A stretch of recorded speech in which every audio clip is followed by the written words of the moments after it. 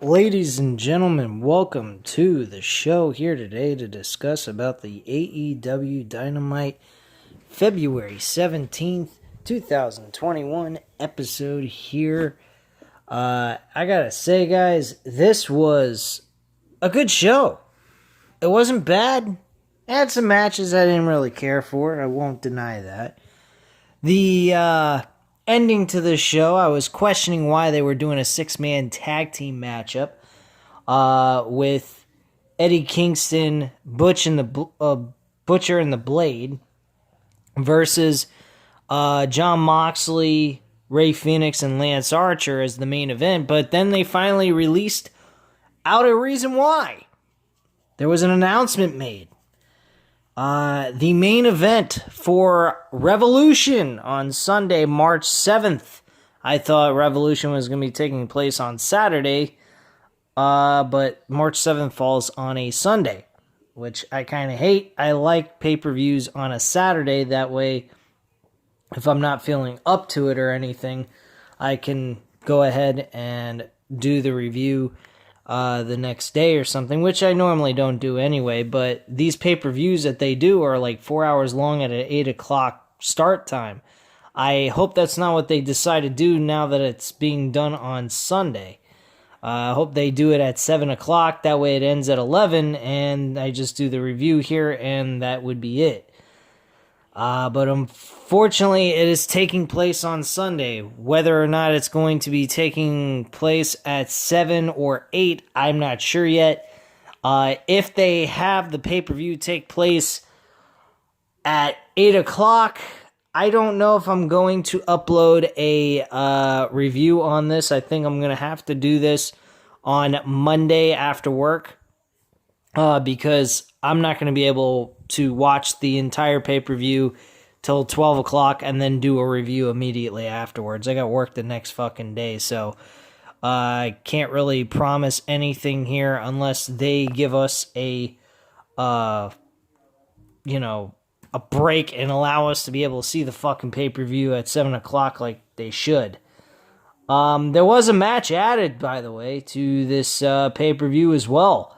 We actually got a match between Hangman Page and Matt Hardy in a money match. Basically, the winner gets their earnings, 100% of it, from the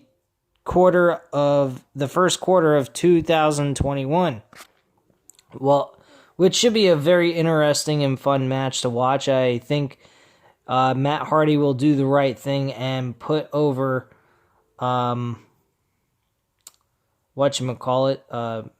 Hangman Page. We also had a match for the tag team titles, which I actually kind of feel that match should have been the main event of the show because it was a championship matchup. But regardless, they did the right thing because of what they had ending the show with John Moxley and Kenny Omega's match being a barbed wire explosion match. Now, folks, I have seen those. And no, they do not take place in America. This is probably the first time this is ever going to take place in America, at least from my knowledge. I don't know, maybe ECW has done that. That's the only American company that has probably produced a match like that before. But I know in New Japan, I think New Japan Wrestling or a Japanese promotion, because Mick Foley and Terry Funk were actually tearing each other apart in matches like that.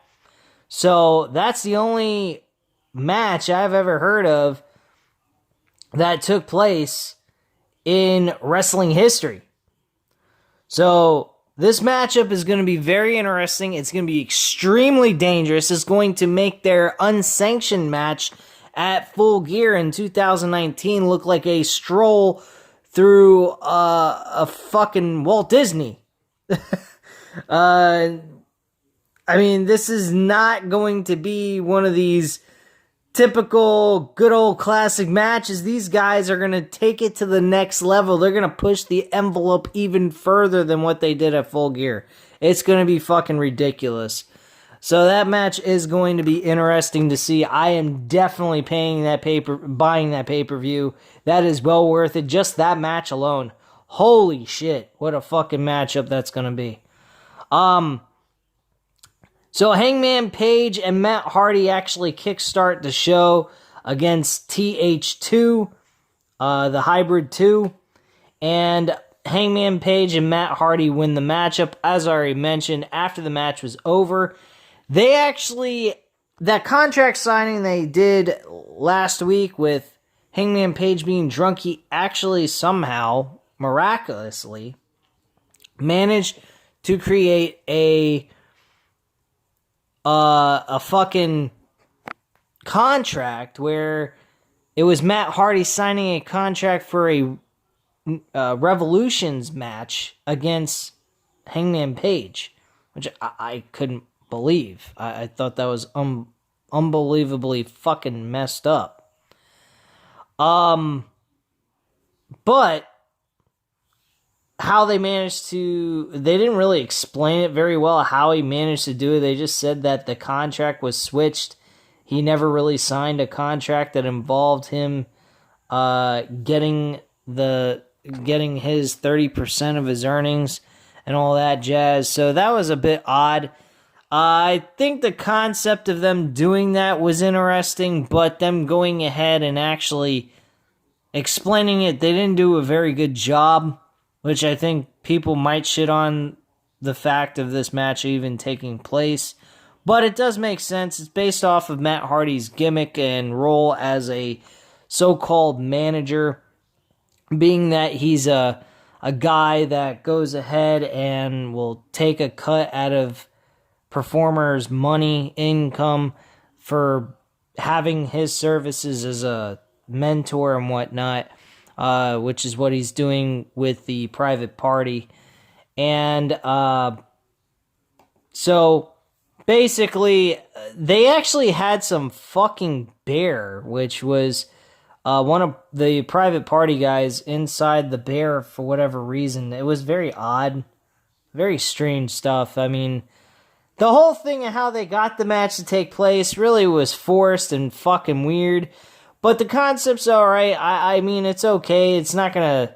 It might as well be looked at as just a regular, ordinary matchup. There's nothing special here unless they start making Hangman Page's character be a little bit more different, more swagger, dressing up a little bit more fancier than he normally does. Stuff like that.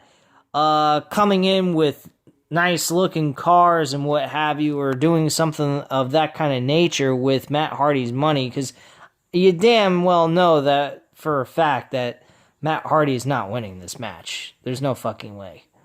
So, we had backstage Santana Ortiz talking about how tonight will be their first title match after being in the company for 18 months. They said fear is the reason they haven't been afforded that opportunity. MJF then takes the mic and still wants an apology from Sammy Guevara about what happened last week, and Jericho tells MJF to just shut up at this point. He explains that it was MJF goading Sammy Guevara week after week, and it being MJF's fault that Sammy Guevara left, but also Sammy Guevara was also at fault, because Jericho says ultimately Guevara's stupidest decision was quitting the Inner Circle, making it where he is dead to Chris Jericho at this point. Jericho hypes up Santana Ortiz about tonight's match and says that Sammy Guevara at this point is dead to him and doesn't want to ever hear the son of a bitch's name ever again. This matchup, Jericho and Sammy Guevara, is definitely going to happen. The comments made by Matt Hardy when he was broken Matt Hardy about Guevara leaving the Inner Circle to finally reach his top potential and actually becoming something in AEW is going to come true. I believe we're going to have Jericho versus Sammy Guevara in a one-on-one matchup at a pay-per-view, probably at Double or Nothing, more than likely. Recap of the tournament matches for Japan are shown. AEW announces this Monday at 7 p.m. on its YouTube channel will be Tay Kota and Nyla Rose. Also, Brett Baker and Anna Jay will be taking place on their YouTube channel. We had Serena Deeb versus Riho in a AEW Women's Title Eliminator match. Riho, I believe. Yeah, Riho is the one that actually gets the victory here. And she gets a roll-up pin and wins the match. This match was actually getting good in the middle, and then at the end, they just ended it with a fucking dumb roll-up pin. I don't get that. That to me made no sense. But whatever. I don't give a shit. It doesn't make any difference to me one way or another. We had a video package of Jade Cargill doing some training and shooting hoops with Shaquille O'Neal, which I don't understand how shooting hoops has anything to do with actual wrestling, but whatever. I'm not the one writing this show. They are. I didn't particularly care for this very much. I think it would have been kind of cool if Jade Cargill was actually showing Shaquille O'Neal how to wrestle, because he could really use the help. He's not exactly what you call a professional wrestler. It would be kind of a neat idea of them showing Shaquille O'Neal learning a few tricks to performing in a ring. Unfortunately, that's not what we got. We got him showing us that he's finally learned how to shoot a fucking free throw. Congratulations. Anyway, we had another matchup coming on after that with Luther versus Orange Cassidy, which didn't even last, but probably, if you blinked, you missed it. The match ended in less than 2 minutes. Orange Cassidy hit a Superman punch, orange punch, and then a cover in a 1-2-3, and that's that. We then get a video package shown of last week's TNT title match between Darby Allin and Joey Janela. We then see Sting in the ring with Tony as Team Taz shows up on the big screen, dragging Allin in a body bag with a truck. He is nowhere to be found on this episode this week, selling the spot they did last week, which was very nice of them to do that, because I think that would have really pissed a lot of people off and made things very illogical. So Taz, Brian Cage, and Hook make their way to the ring, Hook being Taz's son. They call out Sting and demand he comes out to the ring. Sting's music hits and he strolls to the ring.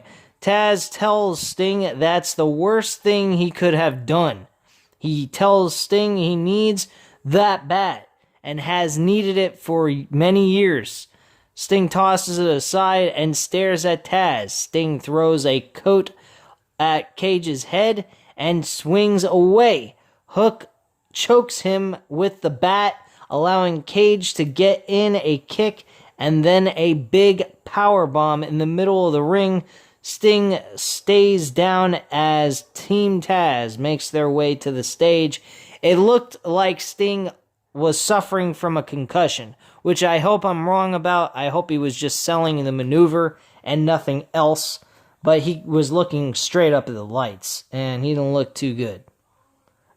He was getting up, and I don't know what happened from that point. They kind of went right backstage to talk with Eddie Kingston about how he wanted tonight's match against Lance Archer, Rey Fenix, and Jon Moxley.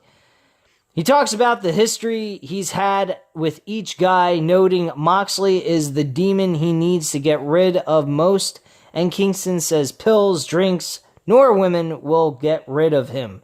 Only beating Moxley will do that. Okay. Which, of course, he does not do. Now, I had a segment here that I absolutely loved. They showed some segment of Kenny Omega earlier in the day showing up at a public school, an elementary school, talking to kids about the Young Bucks book, the autobiography about the Young Bucks. And he talks about how in the book that it mentions that him and Chris Jericho at New Japan Wrestling and how the business went up drastically. Callis then says Omega has to go and has a lot of business to do. He also explains the word drastic meaning a lot, and by a lot. I thought this was fucking hilarious. He's showing up at a school. He shows up for like 2 minutes and then poof, he's out the fucking door. He's got other better things to do, you know? I just was fucking laughing my ass off. I thought this was a great segment with Kenny Omega portraying a fucking big time dick. And so they wanted to actually play with Kenny Omega. And Don Callis said, no, Uncle Kenny cannot play with you right now. He's extremely busy. He's going to be going somewhere for other things, business-wise. But Nakazawa can play with you guys. And he says, yeah, I can play with you guys. And the kids all say, we hate Nakazawa, and pile up on him and start beating the hell out of him. I thought that was fucking hilarious. I maybe you guys didn't find it funny, but I did. Which is something totally original. No promotion I've ever seen has done something like that. Make like a scene where a champion who's a fucking dick showing up at a school and being a fucking prick. I thought that was great.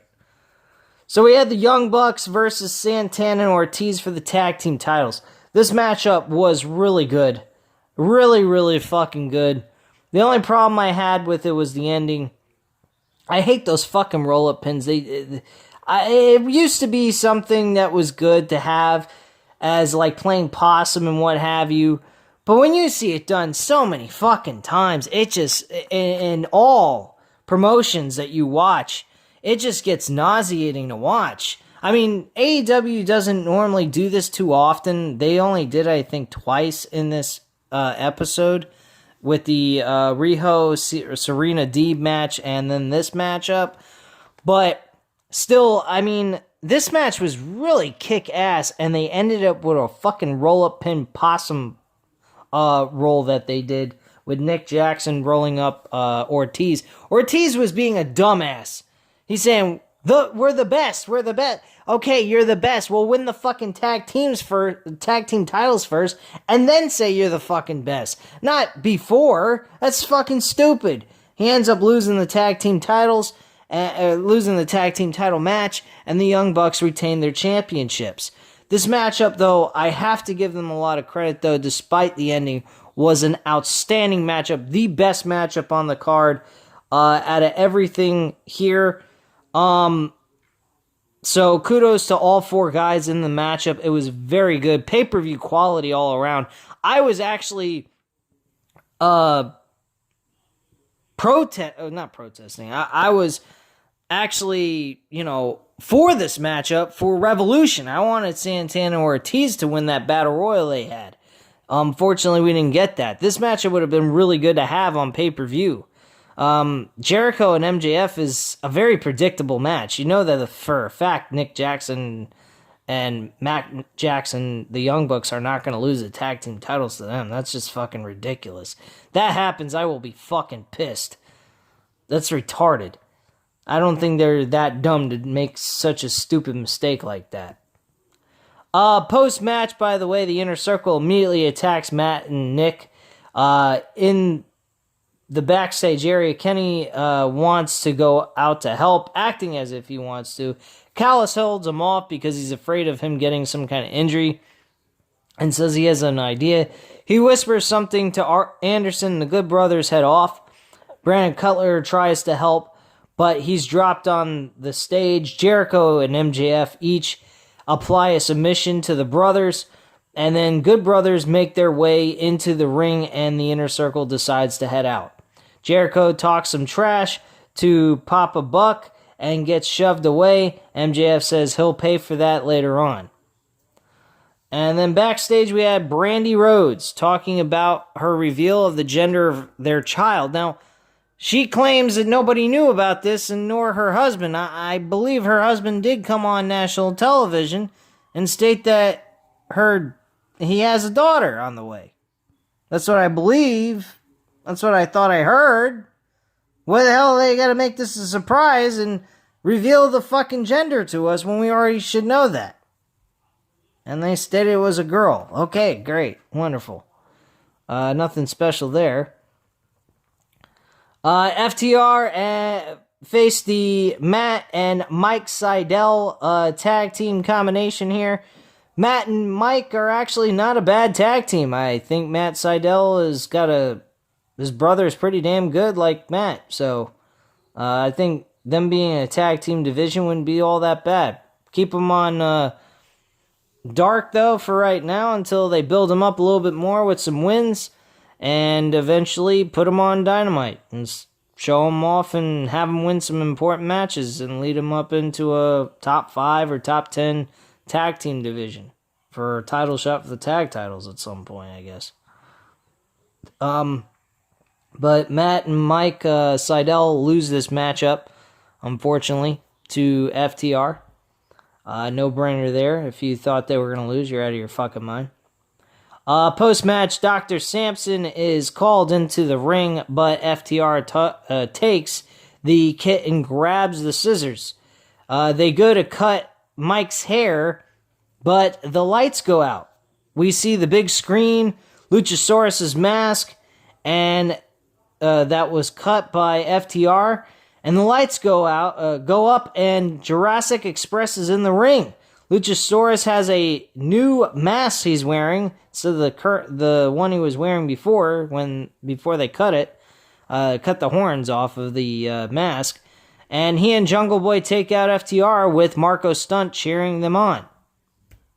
And that's pretty much that. I kind of believe that we probably are going to have a tag team matchup between FTR and the Jungle Express. I really believe that. They go over some of the matches that will be taking place next week. Hangman Page will be facing Isaiah Cassidy with Matt Hardy in his corner. The semifinals of the U.S. women's bracket. So some of those matches will take place, I believe. Ricky Starks and Brian Cage with Taz and Hook will go up against the Varsity Blondes. The Jake Hager versus Brandon Cutler. And then also Cody and Red Velvet will be going up against Shaquille O'Neal and Jade Cargill. And FTR will have Tully Blanchard in their corner versus Jurassic Express. So I actually was not paying attention when they listed off the matches for next week. And yes, we will be getting that match. Jurassic Express versus FTR. I was figuring they put that on the Revolution pay-per-view card, but unfortunately that was not the case. Backstage, Jon Moxley says Eddie Kingston always has a stick up his ass and still has problems with all of his partners. Moxley says he still cares about Kingston, but will whoop him again. Moxley notes his February 26th match against Kenta, and then he comes for Kenny Omega's AEW World Championship. Jon Moxley, Ray Phoenix, and Lance Archer defeat Eddie Kingston, The Butcher, and The Blade. The best performer in this entire matchup, hands down, Ray Phoenix. He had some spots on this matchup that was fucking unbelievable. Flips on the outside, doing all kinds of other crazy ass shit. Lance Archer trying to do a chokeslam on Ray Phoenix on top of Blade and Butcher. And he actually picks him up and then throws him, and Ray Phoenix turns his body in midair and lands on both of them in a splash maneuver. This was some outrageous shit. Really, guys. This was some good stuff by Ray Phoenix.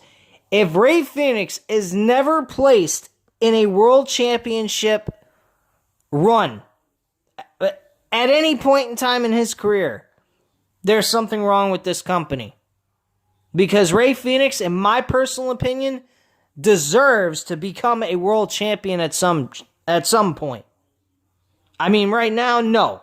He's got a thing going on with factions. He's got Pac. He's with Pac. He's with his brother and so forth. So I totally understand them making him champion right now would be totally idiotic.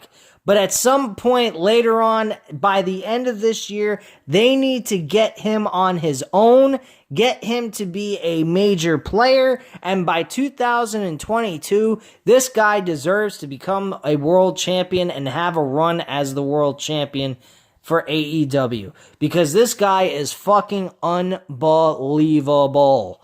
Unbelievable. But yes, Jon Moxley, Rey Fenix, Lance Archer win this matchup with Jon Moxley hitting the paradigm shift on Eddie Kingston and getting the 1-2-3. As I mentioned, we had the Good Brothers show up. They attacked, and then they hold Moxley down while Kenny Omega comes out with a mic in hand. Omega shows Moxley some papers and says Moxley slipped in a rematch clause with Tony Khan, which didn't surprise many, and Omega says he'll give it to him at Revolution, but he's picking the match. And the match he picked was fucking unbelievable. It's called the Exploding Barbed Wire Death Match for the championship.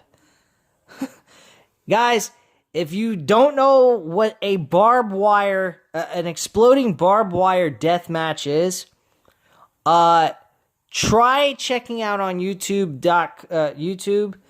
the matchup between Mick Foley and Terry Funk, a barbed wire exploding death match. It will blow your fucking mind. They have those, if you remember Mick Foley using the so-called plywood with barbed wire attached to it. Well, that barbed wire attached to the plywood also had explosives on it, and you'd have like explosions of fire coming out of it, and you would burn your opponent pretty severely. They'd bleed pretty damn good and suffer some major problems with their skin. This is not going to be one of those, it's a great classic match between Kenny Omega and Jon Moxley. Folks, this is, if you thought what happened at Full Gear in 2019 was too much, this is going to be way too much for you guys to endure to watch. Because these guys are going to tear each other apart. This is not going to be your weak at heart type of thing. This is going to be who can take the most punishment and live through it type of situation. This is going to be a lot of fun to watch. I'm looking forward to it. I hope and pray that both of these guys come out of this match okay with no severe injuries. Just, do the match, get through it, be exciting. Yeah, you're going to go through some fucking severe pain, but at the end of the day, walk away alive. That's what I hope for, because one false move, one bad situation, one bad spot, and someone could get severely hurt. I don't care. This shit's fixed. I don't care if it's real. I don't care whatever. This is not a match that should be taking place. This is going to be way too much for most viewers to endure because people today's generation are soft. They can't handle the truth. They can't handle reality. They love living in their little fantasy world. That's why people in WWE that watch that shit on a weekly basis compliment it because they like garbage. This is not garbage here. This matchup is not something to take lightly. I'd rather, if I was a performer in wrestling, I'd rather go ahead and do the Elimination Chamber match than this piece of shit. Because, well, it's not a piece of shit, but I'd rather do that match than this. Because this match, you are going to be in extreme amount of pain, and you are gonna fucking go through hell. Bottom line. Anyway, guys, at this time, You know what to do. Hit the like button if you like this video. Hit the subscribe button if you're not already subscribed to the channel. And leave a comment down below. I'll definitely get back to you on that. And I thank you very much for watching. Have a great night, guys. Bye.